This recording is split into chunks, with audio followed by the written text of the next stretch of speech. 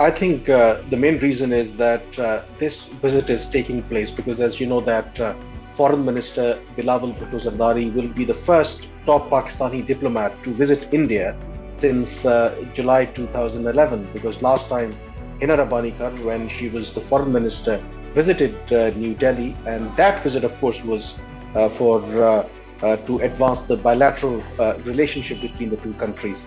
So this particular visit by Bilawal is, of course, to attend the Shanghai Cooperation Organization meeting in Goa. Of course, as you know, that India is currently the president of the Shanghai Cooperation Organization and is hosting a series of events. So, of course, in that context, it has invited Foreign Minister Bilawal as well as other foreign ministers of the member countries to attend that Council of Foreign Ministers meeting. But we do understand that this visit, if Bilawal indeed goes ahead, can create, a lot of media hype. We understand that even this may overshadow the SCO foreign ministers meeting because of, it has taken so long when any foreign minister from Pakistan is going to visit India. What I know, of course, through diplomatic sources, that India is certainly concerned because initially they thought that Pakistan might not send Bilawal to Goa for the SCO meeting, given the fact or the state of relationship between the two countries and a possible domestic backlash that the PDN government may have. But of course, when Pakistan decided that Bilawal indeed would lead the Pakistani delegation and will be there in Goa, that of course raised a lot of eyebrows and created a lot of concern within the Indian authorities. So I believe that this particular report, where they quoted some unnamed Indian official stating that Indian External Affairs Minister is not going to have separate meeting with Bilawal Bhutto-Zardari and try to give the impression as if Pakistan was seeking that meeting. But what I know that no such request has been made from the Pakistani side.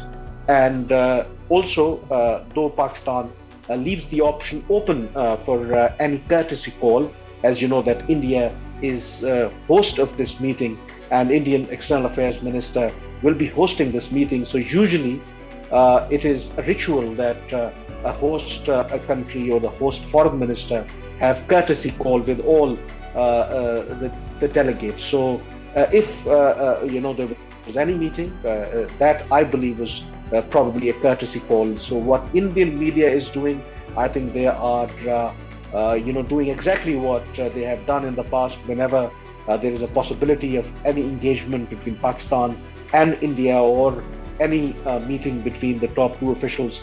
They tried to really undermine that particular thing. So what I feel that through these reports, they probably push Pakistan to reconsider whether they should send foreign minister to Goa or not. But till now, I spoke to people in the foreign office.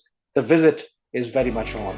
I think that is very much possible because elections in India are due early next year, and we know that even in the past, the BJP, the current Indian Prime Minister Narendra Modi, used anti-Pakistan sentiment, to win the elections.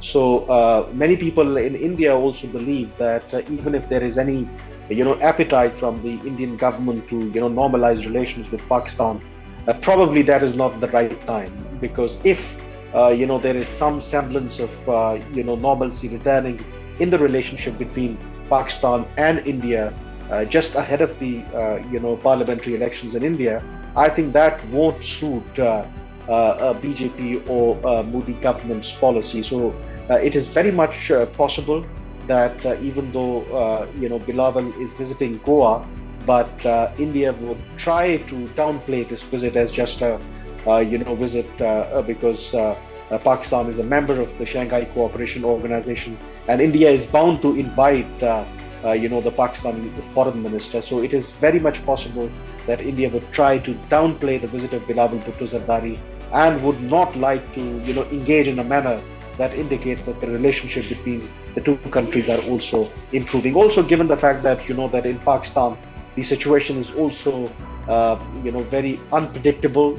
There is a lot of political uncertainty in the country. Elections are also due in Pakistan, so it is very much logical, not just for India but even for Pakistan, to have any meaningful engagements after the elections, not in Pakistan, not just in Pakistan, but also in India. But nevertheless, at this juncture, I don't think so that the Indian government would take steps even during the visit of former Minister Bilawal Bhutto-Zardari, that may indicate some kind of normalization between the two countries, because that may not fit into the election campaign or the election strategy of the Modi government.